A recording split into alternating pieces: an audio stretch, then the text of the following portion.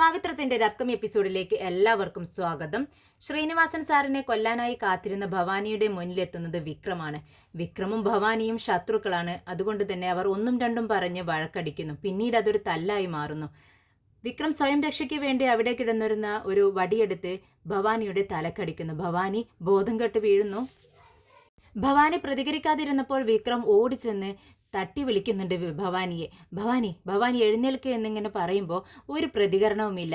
പെട്ടെന്ന് വിക്രം അങ്ങ് പേടിക്കുന്നുണ്ട്. എന്നിട്ട് മൂക്കിന് താഴെ വിരൽ വെച്ച് നോക്കുന്നു. പക്ഷേ ഭവാനിക്ക് ശ്വാസമുണ്ടായിരുന്നില്ല. വിക്രം പേടിയോടെ അലറി വിളിച്ച് പിറകോട്ട് നീങ്ങുന്നുണ്ട്. പിന്നീട് തലക്ക് കൈവച്ചുകൊണ്ട് നിലവിളിക്കുകയാണ്. ദൈവമേ, എന്താണ് സംഭവിച്ചത്? ഞാൻ അവനെ കൊല്ലണമെന്ന് വിചാരിച്ചല്ലോ ഇതൊന്നും ചെയ്തത്. എൻ്റെ രക്ഷയ്ക്ക് വേണ്ടി ഞാൻ ചെയ്തതല്ലേ. വീണ്ടും എൻ്റെ കൈകളിൽ രക്തക്കറ പുരണ്ടോ? ദൈവമേ, എന്തിനാ എന്നോട് ഈ ചതി ചെയ്തത്? ഞാൻ എൻ്റെ വേദയ്ക്ക് വാക്ക് കൊടുത്തതല്ലേ.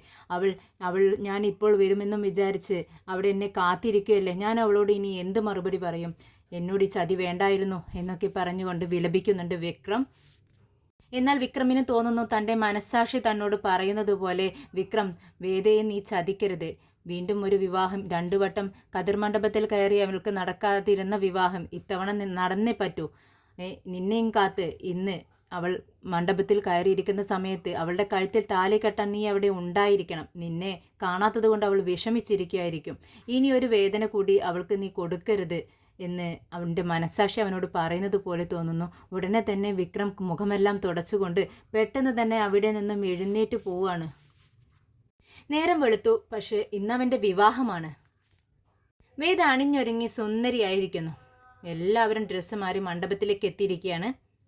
എല്ലാവരും പരസ്പരം ചോദിക്കുന്നുണ്ട്, എവിടെ വിക്രം എത്തിയോ എന്ന്. മാഷും ചോദിക്കുകയാണ് വിശ്വത്തെ വിളിച്ച്, വിശ്വ എവിടെ അവൻ എത്തിയില്ലേ? ഇത്രയും നേരമായിട്ടും. മുഹൂർത്തത്തിൻ്റെ സമയമായി തുടങ്ങിയല്ലോ. നിങ്ങളൊന്ന് ചെന്ന് നോക്ക്. അവൻ എവിടെയാണ് ഉണ്ടാവുക എന്നുണ്ടെങ്കിൽ നിങ്ങൾക്കറിയുമെങ്കിൽ അവിടെ ഒന്ന് തിരഞ്ഞു നോക്ക് എന്ന് പറയുന്നു.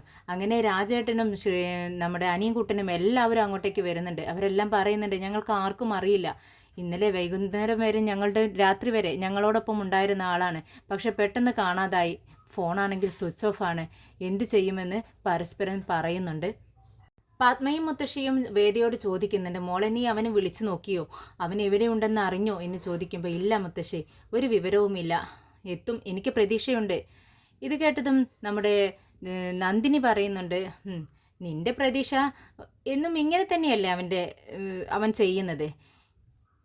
എന്തൊരു നല്ല കാര്യം നടക്കുന്ന സമയത്തും നമ്മൾ അവനെ ഇങ്ങനെ കാത്തു കെട്ടി കിടക്കണം.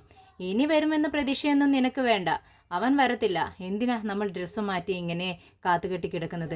നമുക്ക് വീട്ടിലേക്ക് പോവാം എന്നിങ്ങനെ പറയുമ്പോൾ ശ്രീജ ദേഷ്യപ്പെടുന്നുണ്ട്.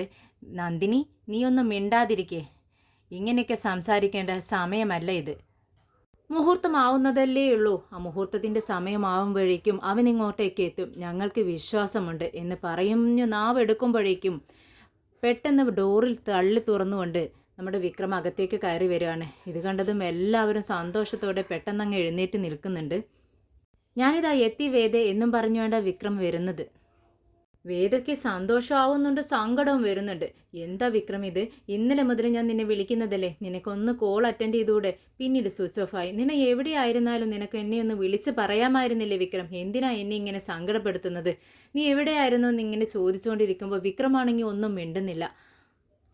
എന്തു പറയണമെന്നറിയാതെ നിൽക്കുന്ന ഒരു സിറ്റുവേഷനാണ് വിക്രമിൻ്റേത്. പെട്ടെന്ന് ശ്രീജ പറയുന്നുണ്ട്, വേദേ, ഇതൊക്കെ സംസാരിക്കാനുള്ള നേരമാണോ ഇത്? കുറച്ച് കഴിയട്ടെ. എന്തായാലും അവൻ ഇങ്ങോട്ടേക്ക് വന്നില്ലേ. പെട്ടെന്ന് ചെന്ന് വിക്രം ഡ്രസ്സൊക്കെ മാറിയിട്ട് വാ. അപ്പോഴേക്കും വിനയം പറയുന്നുണ്ട്, നിന്റെ വിവാഹത്തിന് എല്ലാം ഞാൻ തന്നെയല്ലേ നിന്നെ ഡ്രസ്സ് മാറ്റിക്കുന്ന ചടങ്ങ് ചെയ്യാറുള്ളത്. വാ വിക്രം, ഞാൻ നിന്നെ ഡ്രസ്സ് ചേഞ്ച് ചെയ്ത് തരാം എന്നും പറഞ്ഞുകൊണ്ട് വിനയൻ നമ്മുടെ വിക്രമിൻ്റെ കൈ പിടിച്ച് വലിക്കുന്നുണ്ട്. പെട്ടെന്ന് വിക്രം തൻ്റെ പോക്കറ്റിൽ നിന്നും ഒരു ബോക്സ് എടുത്ത് നമ്മുടെ വേദയ്ക്ക് നേരെ നീട്ടുന്നുണ്ട്. എന്താ വിക്രം ഇത്?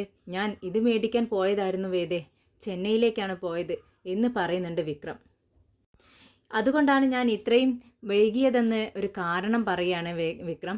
എന്നാൽ വേദ അത് വിശ്വസിക്കുന്നുണ്ട്. പെട്ടെന്ന് ആ ബോക്സ് തുറന്ന് നോക്കുന്ന സമയത്ത് മുൻപൊരു ദിവസം വിക്രമിനോട് അവളൊരു ആഗ്രഹം പറഞ്ഞിട്ടുണ്ടായിരുന്നു വേദ. തനിക്ക് ഒരു കൊലുസ് വേണമെന്ന്, അതും ഒരു പ്രത്യേകത തരം കൊലുസാണ്. അങ്ങനെ അതിൻ്റെ പ്രത്യേകതകളെല്ലാം പറഞ്ഞു കൊടുക്കുന്നുണ്ട്. അതുപോലെയുള്ളൊരു കൊലുസ് വാങ്ങി കൊണ്ടുവന്ന് കൊടുക്കുകയാണ്. വേദയ്ക്ക് അത് കണ്ടപ്പോൾ ഒരുപാട് സന്തോഷമാവുന്നുണ്ട്. പെട്ടെന്ന് വിക്രം ഡ്രസ്സ് മാറ്റാനായിട്ട് റൂമിലേക്ക് പോകുന്നുണ്ട്. നടന്നുകൊണ്ടിരിക്കുന്ന സമയത്ത് വിക്രമിൻ്റെ മനസ്സിൽ ഒരേ ഒരു കാര്യമേ ഉള്ളൂ. ഭവാനി കൊല്ലപ്പെട്ട മരിച്ച വിവരം ആരെങ്കിലും അറിഞ്ഞാൽ പോലീസ് എന്തായാലും തിരഞ്ഞു വരും. എന്ത് ചെയ്യും? ആരോടും പറയണ്ടെന്ന് വിക്രം മനസ്സിൽ വിചാരിക്കുകയാണ്. അങ്ങനെ ഒന്നും തന്നെ സംഭവിക്കാത്ത മട്ടിലാണ് വിക്രം നടക്കുന്നത്. അങ്ങനെ മുഹൂർത്തത്തിൻ്റെ സമയമായി. എല്ലാവരും കതിർമണ്ഡപത്തിലേക്ക് വന്നു. ചടങ്ങുകൾ ഓരോന്നോരോന്നായി നടന്നുകൊണ്ടിരിക്കുകയാണ്. വിവാഹത്തിനായി ശ്രീനിവാസൻ സാറും ഭാര്യയും വരുന്നുണ്ട്. മുൻപിൽ തന്നെ അവർ ഇരിക്കുന്നുണ്ട്. അവരെ കണ്ടതും നമ്മുടെ വിക്രമിനാകെ ഒരു വെപ്രാളമാണ്. വിക്രം ഒരുപാട് ആഗ്രഹിച്ചിരുന്ന ഒരു മുഹൂർത്തമാണ് നടക്കാൻ പോകുന്നത്. പക്ഷേ അതിലൊരിക്കലും വിക്രമിനൊരു സന്തോഷം തോന്നുന്നില്ല. വിക്രമിൻ്റെ മുഖത്ത് ടെൻഷൻ മാത്രമാണ്. മനസ്സാണെങ്കിൽ ഒരു കടൽ ഇരമ്പുന്നത് പോലെയാണ്. വേദ പുഞ്ചിരിയോടാണ് വിക്രമിൻ്റെ മുഖത്തേക്ക് നോക്കുന്നതും ഓരോ നിമിഷങ്ങളും അവൾ ആസ്വദിക്കുന്നുണ്ട്. പക്ഷേ വിക്രമിന് ആസ്വദിക്കാൻ കഴിയുന്നില്ല. അങ്ങനെ താലികെട്ട് കഴിയുന്നുണ്ട്. പെട്ടെന്ന് ശ്രീനിവാസൻ സാറിൻ്റെ അടുത്തേക്ക് ആരോ ഓടി വരുന്നുണ്ട്. എന്നിട്ട് പറയുന്നുണ്ട്, സാർ, ഭവാനി കൊല്ലപ്പെട്ടു. ഇത് കേട്ടതും ശ്രീനിവാസൻ സാറിൻ്റെ കണ്ണങ്ങ് പുറത്തേക്ക് തള്ളുന്നുണ്ട്. കണ്ണ് തുറിച്ചിരിക്കുകയാണ്. എന്ത് ചെയ്യണമെന്നറിയാതെ ശ്രീനിവാസൻ സാറിനത് വിശ്വസിക്കാൻ പറ്റുന്നില്ല. എന്ത് എന്ന് ഒരു വട്ടം കൂടി ചോദിക്കുന്നുണ്ട്. അതെ സാർ, പോലീസ് വന്നിട്ടുണ്ട്. പെട്ടെന്ന് ശ്രീനിവാസൻ സാറിൻ്റെ മനസ്സിലേക്ക് ചെല്ലുന്നത്, തലേ ദിവസം രാത്രി വിക്രം ഭവാനിയുടെ അടുത്തേക്ക് പോവാണെന്ന് ശ്രീനിവാസൻ സാറിനോട് പറഞ്ഞിട്ടുണ്ടായിരുന്നു. തൻ്റെ കുടുംബത്തെ തൊട്ട് കളിച്ചാൽ അവനെ കൊന്നുകളയുമെന്ന് പറഞ്ഞ കാര്യവും ശ്രീനിവാസൻ്റെ സാറിൻ്റെ മനസ്സിലേക്ക് അങ്ങ് ഓടിയെത്തുവാണ്. ഉടനെ തന്നെ സ്റ്റേജിൽ നിൽക്കുന്ന വിക്രമിനെ നോക്കുന്നുണ്ട് നമ്മുടെ ശ്രീനിവാസൻ സാറ്. അത് കണ്ടപ്പോൾ തന്നെ ആ നോട്ടത്തിലൂടെ തന്നെ വിക്രമിൻ്റെ മനസ്സ് കാര്യം പിടിയിട്ട്. ശ്രീനിവാസൻ സാർ കാര്യം അറിഞ്ഞിരിക്കുന്നു. പക്ഷേ വിക്രമിൻ്റെയും ശ്രീനിവാസൻ സാറിൻ്റെയും പരസ്പരമുള്ള ആ നോട്ടത്തിലൂടെ രണ്ടുപേർക്കും അവരുടെ മനസ്സങ്ങ് തിരിച്ചറിയാൻ കഴിയുകയാണ്. ശ്രീനിവാസൻ സാറ് പെട്ടെന്ന് തന്നെ അവിടെ നിന്നും എഴുന്നേൽക്കുന്നുണ്ട്. എന്നിട്ട് വിക്രമിനെ തന്നെ തിരിഞ്ഞു നോക്കിക്കൊണ്ടാണ് അദ്ദേഹം പുറത്തേക്ക് പോകുന്നത്.